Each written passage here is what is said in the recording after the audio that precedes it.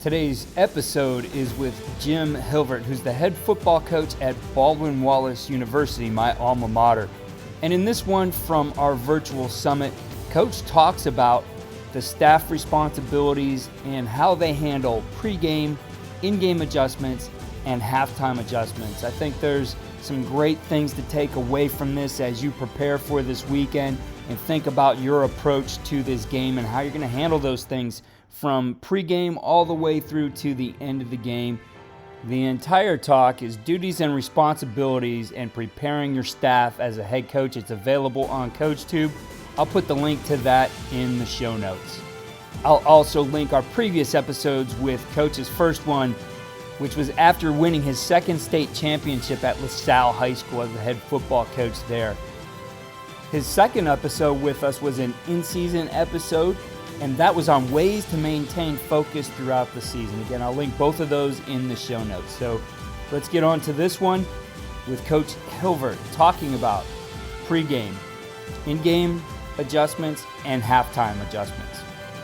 Your pregame routine, whatever that is for yourself and your team, or whatever, if it's, in high school, preparing, if you're able to be fortunate enough where you're able to have food for your kids in pregame.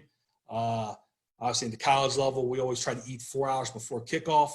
If it's going to mass, whatever those type of things I think you need to keep that routine the exact same all the time. I know coaches and players are both very structured and like the same routine every single week. Kind of puts you in that mindset of what you're doing, regardless if it's, for us, obviously, in college, a day game or a night game. Same thing, I know in high school we used to play some Saturday afternoon games or a Friday night game, but having that same routine, whatever that might be, for us, for example, for us, we have the same schedule on a Saturday. We'll eat our meal. We'll come back and do special teams check. We'll go through special teams check with calling out our punt team and saying, hey, the right guard went down or the left guard went down. Who's his backup? We'll go through all of that scenarios from onside kick. This guy might be hurt. This guy's not in. Making sure your guys are in tuned on who's got to be out there if someone goes down. Or special teams, maybe we have a special play where this is our onside. Those type of things you got to hit on again before the game, making sure those guys are all in tune. And then we'll do an offensive defensive walkthrough. Quick, to the point, go for like 10 to maybe 15 minutes, hitting on the important things that the kids need to be able to hear again one last time from maybe it's a special formation, special play, whatever that might be, that you're going to hit on those guys one last time before they have that game that day. And I think obviously just making sure your guys are in tune, thinking about the game. And then we'll do a highlight tape for our guys, getting our guys excited and jacked up about the game. I think those are things, obviously, football's an emotional game, and I think guys like watching themselves, watching their teammates excel in the game before and seeing those big plays. Gets those guys excited and jacked up about it, get them fired up about the game. And then taping, going through the same routine about taping, the same routine. For us, we'll go out before the field 1 hour prior to kickoff. We'll go quarterback and center exchange, flex and stretch, indie, team. And all those signs have to be on the dot. I'm all about it. You don't want guys messing around. You want guys locked in and your coaching staff locked in on, hey, this is where I got to be at this time before the game. This is where I need to be. And obviously for us, we establish rules as a staff about recruiting visits and video and equipment. We'll make sure we hit on all that stuff. Everything's ready and up and running before that game. I think obviously coaching staff-wise too, what coaches are going to take out the quarterbacks and centers, who's taking out the flex and stretch, who's doing the flex and stretch, making sure you're very, very organized, because kids know that if you're not or not disciplined, they can sense that. And I think too, when you're a coach, you look across the field and they're not very organized on what's going on before the game, you sense and you feel really good as a coach that you're going to win this game. Game day, establish staff roles on the box, in the box or on the field. Who's going to chart plays, substitutions. Like I have for me, I will have a defensive line coach that will help with substitution. We like to rotate our defense line substitution-wise, and special teams. I think that's big. Your special teams coordinator, I believe, has to be on the field. Like, he has to round those guys up.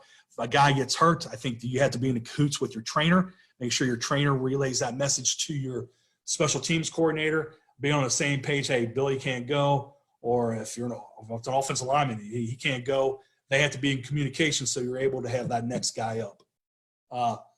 Box, I think you get a lot of information from the press box that can help you from, offensively, seeing obviously what they're doing coverage-wise, to bring in heat, things like that, getting your personnel down a distance, those type of things, maybe changes in their tendency on what they're doing off defense, and maybe they're running a different type of defense than they did last week. What's hurting you, what's helping us, those type of things. I think being in great communication, and I think coaches sometimes become fans in the box. You cannot become a fan in the box. You have to be in tune to what's going on, what every offense, what every formation, what every defense is, so you can communicate down on the field on what's hurting us, what pattern it is, whatever that is, so you can get great communication with each other and you make those adjustments on the sideline. In-game adjustments, I think it's a huge thing. Use resources in the game. Obviously in high school, which I thought was great, we used to had sideline. We had iPads that we were able to show the kids, hey, these are the play that hurt us. This is what you did on this play. This is what needs to be corrected. And I think when they watch video, hopefully college will eventually get to that, but to see video and say, oh, okay, you're understanding it. And there has to be a trust. There has to be a trust from the coaches above in the box to the coaches on the field. Those are all big things. I think the trust factor is huge on being able to communicate to your players, and then you believe the guy in the box is telling the truth on, hey, this guy got beat, or they're doing this or doing that on a twist, those type of things. Halftime adjustments on game day. Coaches, I believe coaches should meet first as an offense and defensive staff, talk about what the offense or defense is doing. I think you get together, kind of, hey, this is a play that might be hurting us, or this is a play that's really having a lot of success for us. This is the blitz, or this is defense is giving us issues. This is a different coverage they put in. I think all that stuff needs to be talked about. And then once you get into the locker room, I think the offense coordinator and defense coordinator needs to talk to their group of guys. Then we'll break down into positions. And after we break down the positions, the head coach, obviously me, we'll all talk to the team before we go on the field, and then we'll get ready for the second half.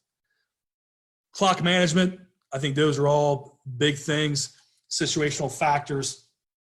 When you're talking about things, weather, what position, how far can your field goal kicker kick it, what hash is he better from?